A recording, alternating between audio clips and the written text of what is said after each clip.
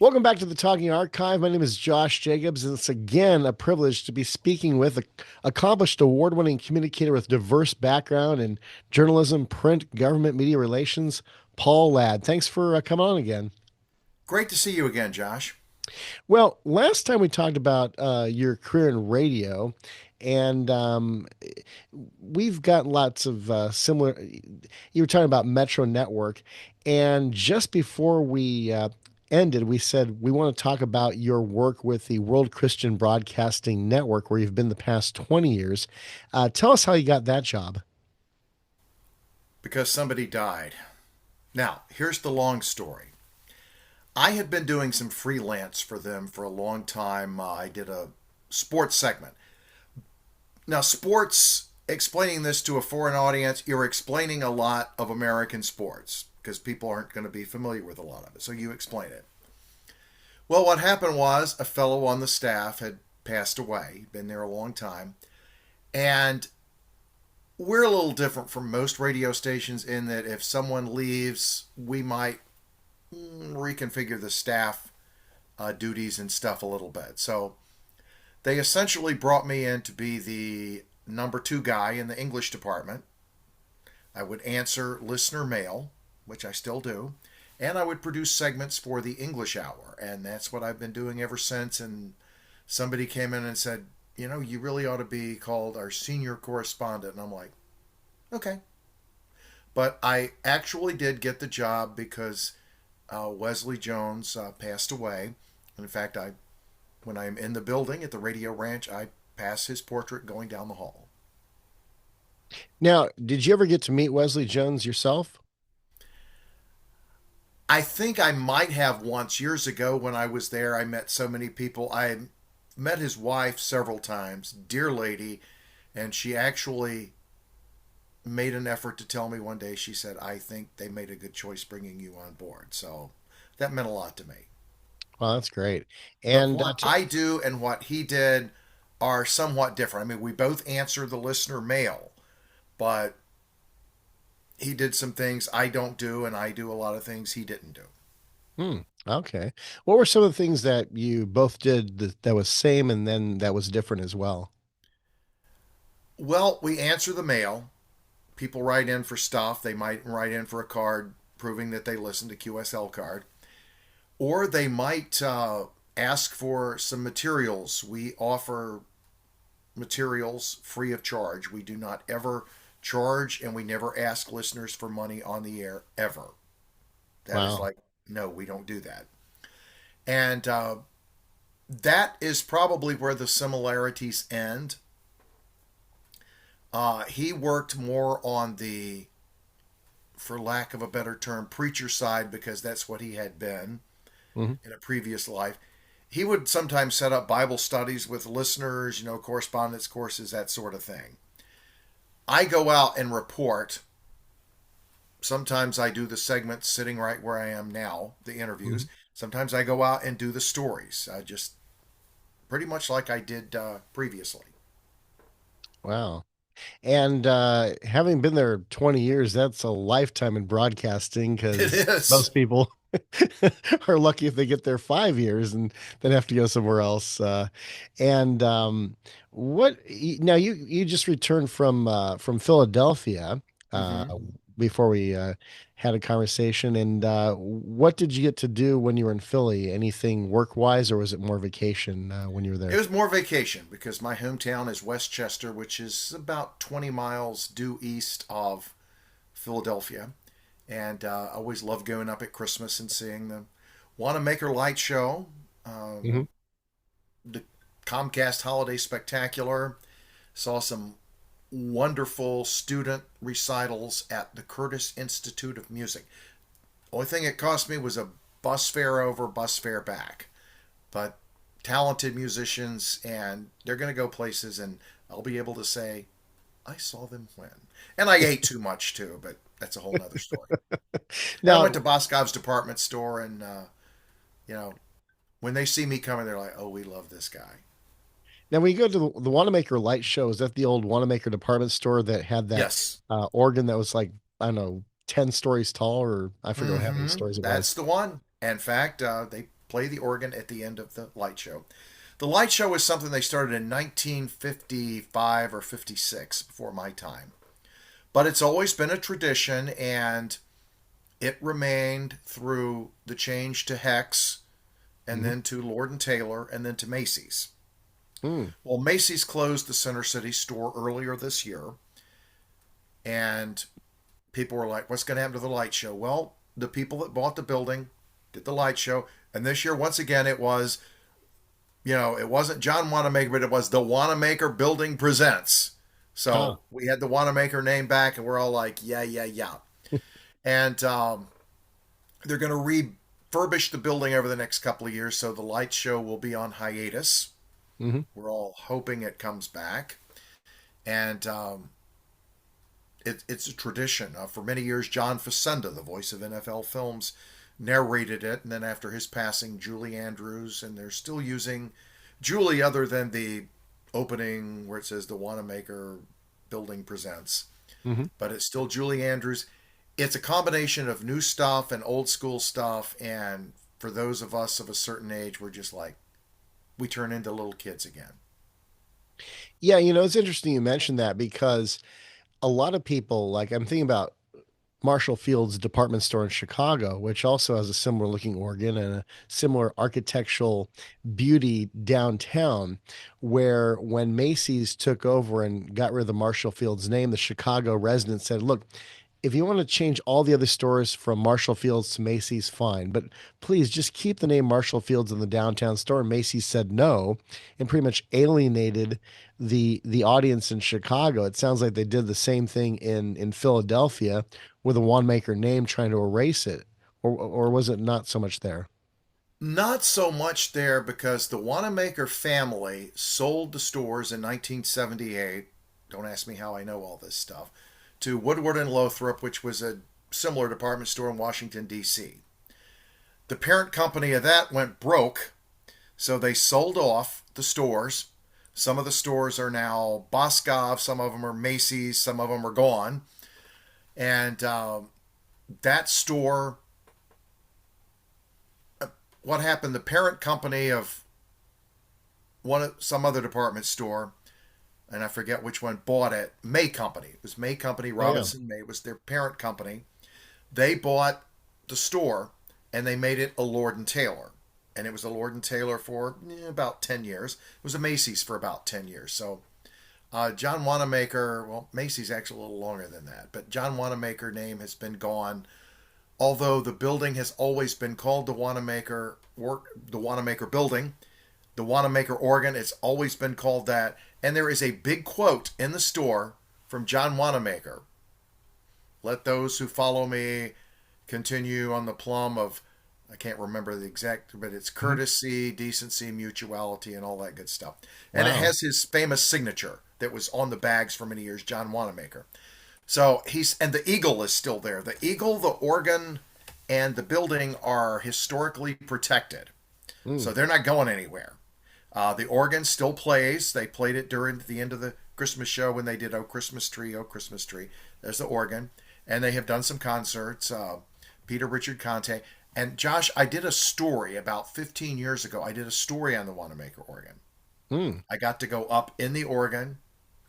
We did the interviews, and Peter Richard Conte, renowned organist and the chief organist there at the store, Hmm. played my bumper music. He offered, and I was like, wow, okay, sure.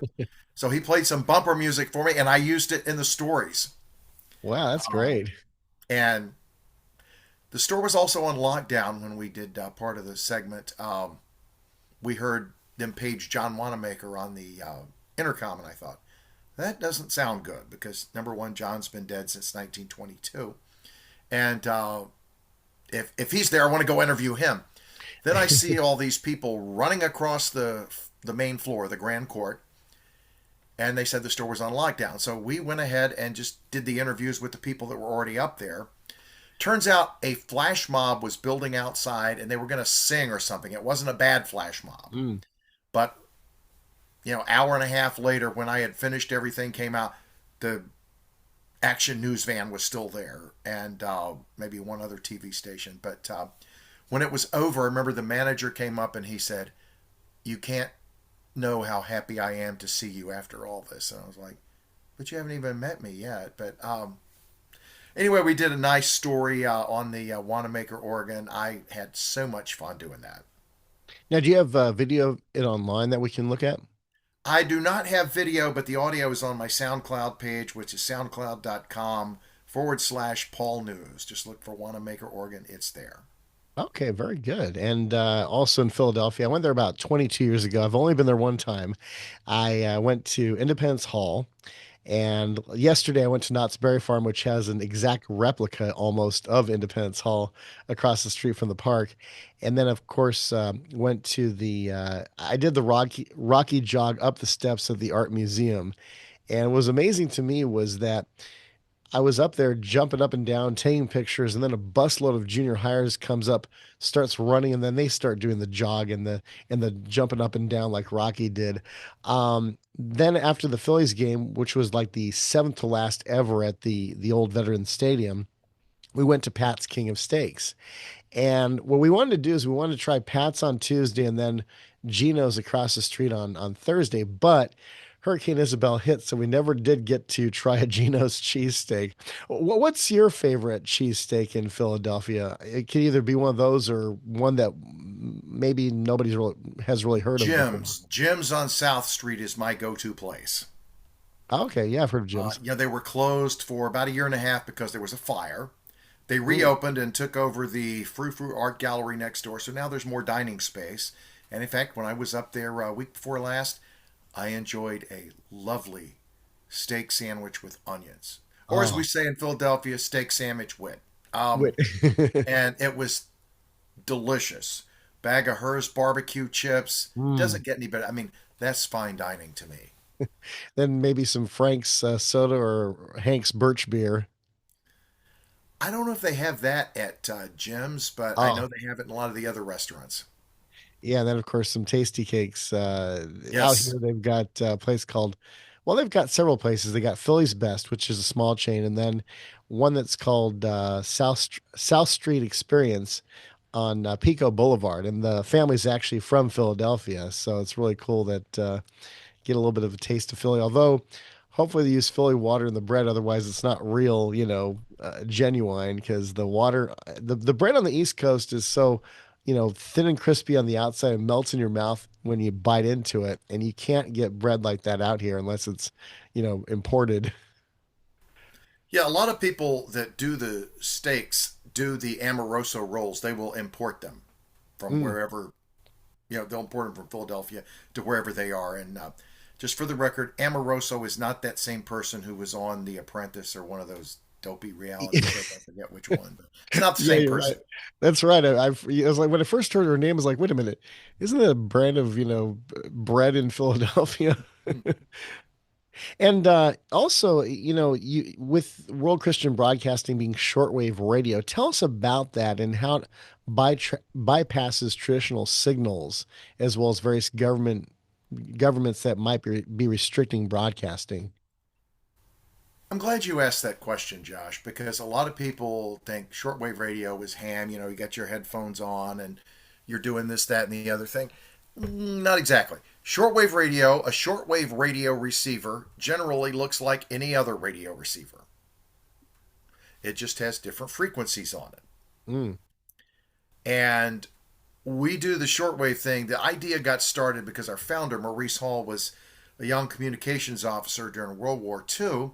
He was involved with the transmission of shortwave messages from President Franklin D. Roosevelt all the way back to America. So he was like, wonder if they could do gospel messages that way. Well, some years later, World Christian Broadcasting was formed, and we've been doing it. We've been on the air since 1983. And the Madagascar station, Madagascar World Voice, has been on the air since Easter of 2016. So we've been doing it a while. And our format is magazine. It's different from a lot of religious, especially religious teaching shows, they open a Bible and say, "Woe is us." Well, we don't do that. Hmm. We're also not talk like, you know, Salem has some wonderful talk shows, Dennis Hmm. Prager, and then there are people like Bill Martinez, our mutual friend, and Oh others. yeah. We don't do that because we're talking to, number one, an international audience, number two, a lot of non believers. Hmm. So they're not going to understand a lot of churchy language if we talk about it. Hmm.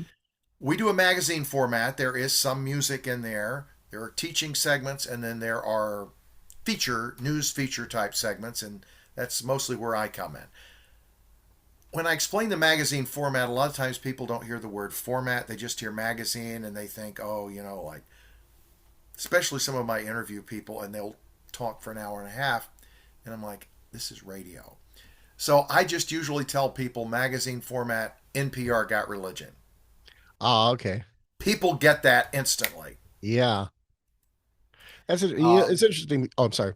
I was going to Go say, I ahead. have a friend that works at an NPR affiliate, and she said, I love that.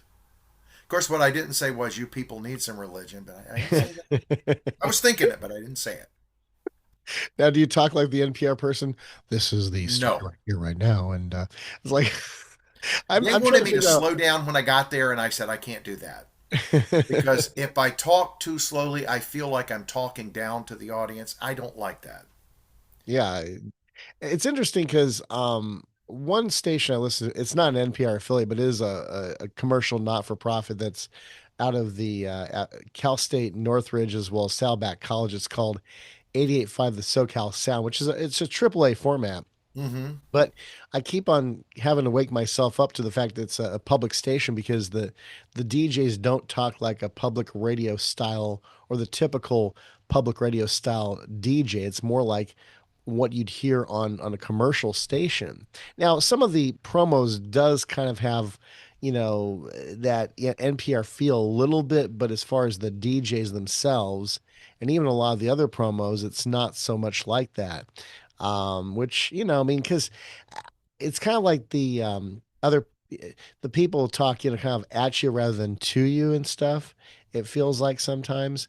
Um, with your state, with World Christian Broadcasting, when you're talking about music, do you play entire songs or just portions, or and what We kind play of entire style? songs, and what we do is currently, we're using CHR songs Mhm. because a lot of our audience, they're not going to understand, they're not going to be able to reference a lot of the Christian songs.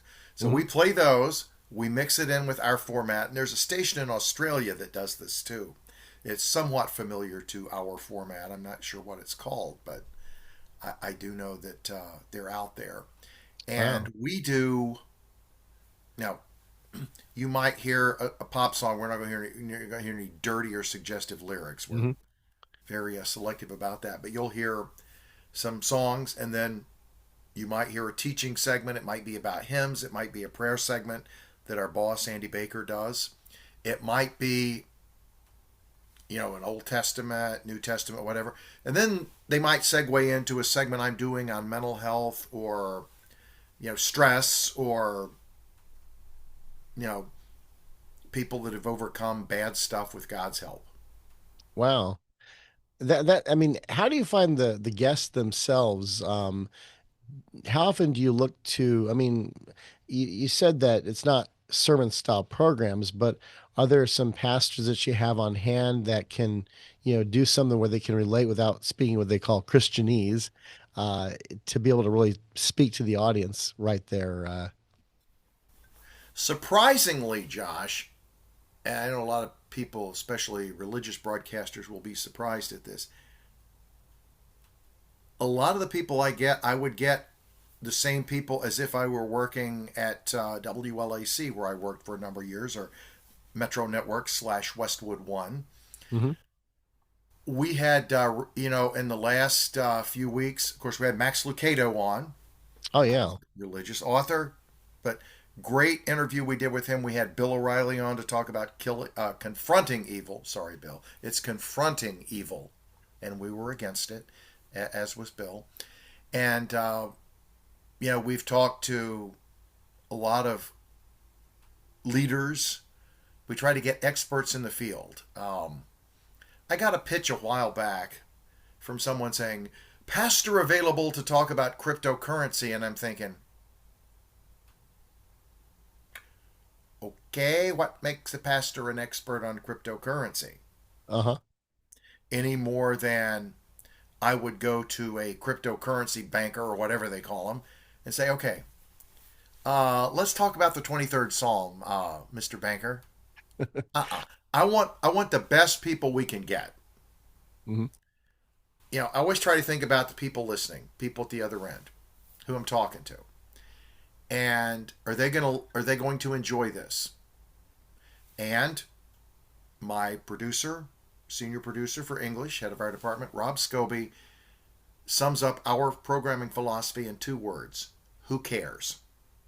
In other Mm. words, if somebody doesn't care about this, I got one time at World Christian. This is a funny story. Oh, I always get interesting interview pitches. Some of them are out there. I'm sure you get a lot of those too. Yeah. Christian adult entertainment star doing media tour. And I was like, so I printed it out, went into our then head of programming, Gail Crow, vice president of programming, and I would occasionally show him stuff, just see what his reaction was. He took one look at it, read the pitch, and said, "Paul, I think you can get at least 2 segments out of that." And then there's always a moment. Then he bust out laughing. But I mean, he couldn't believe it. Although had to be careful about that because one Hmm. time I got a pitch on toilet training Mm. with the book Potty Palooza. Yes, there was such a book. And they pitched to us. They pitched me by name and all that business. Hmm. So I went in there and showed it to Gail, and he said, "Oh, do this." And I was like, I waited for the line. I was like, "Yeah." He goes, "I'm not kidding." I'm like, he said, "This is an important topic. Everybody has to do this, no matter where they are." He Mm. said, "Have fun with it." So it's the only time I've ever opened a segment on the air with a toilet flushing. And we put the glug, glug, glug at the end. They liked it so much, our bigwigs liked it, that is. They played it at a board meeting, and I still have a job. You didn't get the toilet sound effect from All in the Family, did you? No, although that's not a bad idea. I think I just went at my own house and flushed. Oh. A lot of times when I get sound effects, I do them myself. I did an art story one time where this person had made I forget what you call it, not a glockenspiel, but she made this large percussion thing out of one of those farm implements. And it Mm. had all these. And I said, it'd be great if I could do this for bumper music. And she said, "That's a great idea." So the head curator at the art museum cleared the room and said, "Go for it." So I played my own bumper music. Mm. One time I did a segment on a social entrepreneur who makes and sells flip flops, and Feel Goods is the brand, and they give like so much to charity. Hmm. So I thought, well, I need some sound effects. So one morning I got on the sidewalk in front of my house. It's kind of hard to walk when you got the microphone down there, but I put on some flip flops and walked for about 2 minutes, and we had plenty of sound, and that was it. The story almost won an award. It was a finalist. I mean, I still won because I was the other finalist, but still. So sound effects. If I need them, a lot of times I'll do them myself if I have to. And you don't have to pay for the licensing of them either. Exactly. We did a segment one time on verbal abuse with June Hunt. Oh yeah. Hmm. You know June, Club of and the Night. June, yeah, June's a friend of mine. And I thought, well, let's make this interesting. So I printed out a list of insults, some which were in her little book on verbal and emotional abuse, and a few I thought of.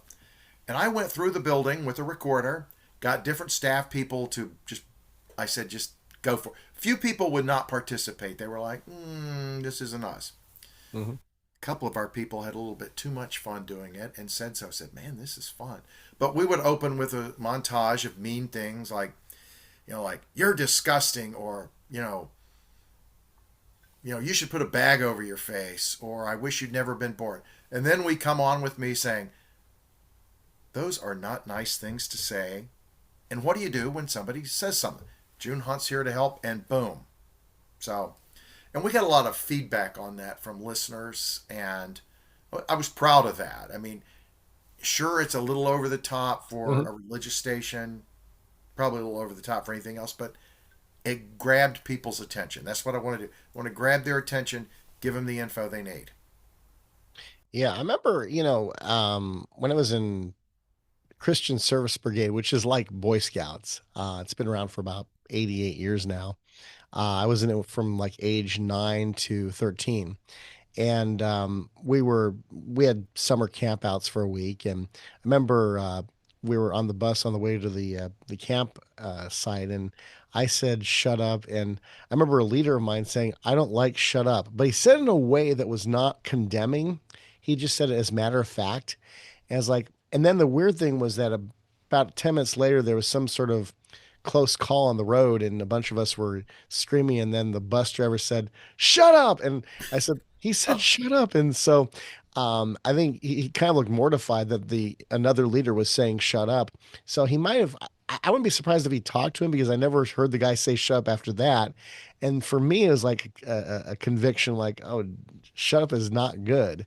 And so I used it recently for a friend of mine who was getting frustrated with their kids. And I also said I don't like the B word being used either, even if you're saying you're acting like a bee. And because they were asking me for advice, I'm like, I don't know what to say. So I was like, just kind of thinking it over. And so the two things that came to mind were I don't like shut up, and I don't like women being referred to as the B word. And so because it's used way too often. I did what I didn't also say, which I wished I had, but I mean I didn't hear her use the word, but women being referred to as the C word either. I don't like that either.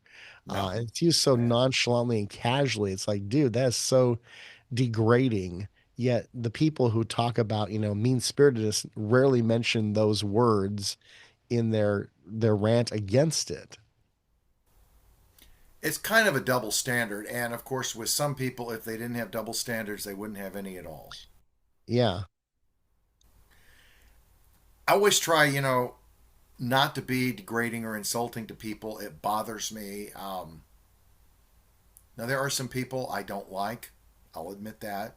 Yeah. But I even try to be nice to them, and it's hard. It's not easy. Nobody ever said it would be easy. No. God didn't say, love your enemies, and, it's going to be so easy. Nope, Mm-mm. it's Definitely not. not. What was it Steve Allen used to say? He said, as a Christian, he loved his enemies, but he did not love them all the time. And I quote, and at no time do I love them very much. Mm. And I thought, wow, I hadn't thought of that.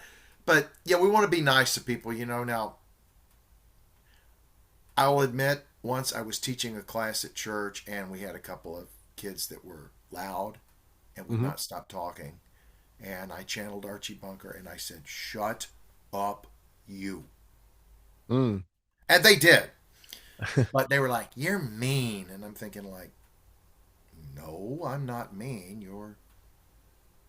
No, you're disruptive. Well, it's kind of like Ronald Reagan had the nice guy demeanor, but even he, like the famous campaign he was doing like 4 days before he beat Jimmy Carter in a landslide for president. He was, I think, in San Diego, and he was tired. He'd been campaigning. He's like, unemployment in Michigan. Unemployment in Michigan. Oh, shut up. I remember And that. And I was like, and the thing was that I think the news media played thinking, oh my gosh, this is gonna doom Reagan, but he ended up winning. But the way he said it even was just kind of like, it was serious, but kind of had a goofy demeanor to it. I mean, it was not, like, oh, this guy's mean spirited. It almost had a comedic tinge to it. mm-hmm. Kind of like Don Rickles insulting people. It's not mean spirited. It's so well, Rickles' voice was very goofy sounding as it was, but it was very goofy sounding in the insults. It wasn't like this guy who, like, was being a rampage guy, like, I hate you all type of thing. Yeah, I mean, you knew it was his shtick. I mean, it was, what was Jackie Mason would heckle people if they sat Hmm. up in the front. But he wasn't doing it to be mean. He was doing it because that was part of his shtick. Yeah. Went to a show and a friend of mine said, "Don't sit in the front row." I didn't, and that was good advice. Um, and Jackie was he was a fun interview. I got to interview him several years ago, and he was very nice to the fans. He posed for photos, shook hands, even though he had to be somewhere. Hmm. He did. He said, "You have all waited out here for me. It is the least I can do." And then he got in his limo, went to the airport, and had to go to Dallas, I think it was. But Mm. uh, funny guy. Oh, he was. I would have loved to have met him. I mean, did you He get a said picture with him? something. What'd you say? Did you get a picture with him? I did. I've got it on my office wall at the radio ranch. I will tell you a thing about Jackie Mason. He was talking about Starbucks, and I told him, I said, "Mr. Mason, what you said about Starbucks is profound." And what he said about Starbucks was, "You go to Starbucks and they charge you $7 a cup and they call it dark roast. It's burnt. And if you pay that much for coffee, you're a schmuck." You know? I mean, that's the truth. It's like my my boss at the Radio Ranch, our president, Andy Baker, said, "You don't go to places like Starbucks to drink coffee. You go there so people will think you're cool." Because, I'm happy getting it out of my Keurig in the kitchen or, at Wawa or Thornton's or wherever, or a diner. You know, I don't have to be frou frou. I think Wawa was a cool place when I went to the East Coast 22 years ago on that trip to Philly as well as Hmm. Baltimore. It's like, man, this place puts AM, PM, and extra mile to shame. This is really cool looking. They have not taken me up, though. We had the former CEO of Wawa on their 50th anniversary. I thought we'll do a story on convenience stores. So I suggested that they should have a product for kids and call it bottled Wawa, but they haven't done that yet. Wawa's the name of the town in Pennsylvania, the small township where the dairy originally started. Oh, But I will say this: I did use my media privilege. I said, "While I've got you on the phone, Howard, how do you get to that Wawa near the airport?" I said, "I always get lost when I'm taking a rental car back." And he gave me exact directions, and I've done that ever since. And I'm like, it's a perk of the job. yeah.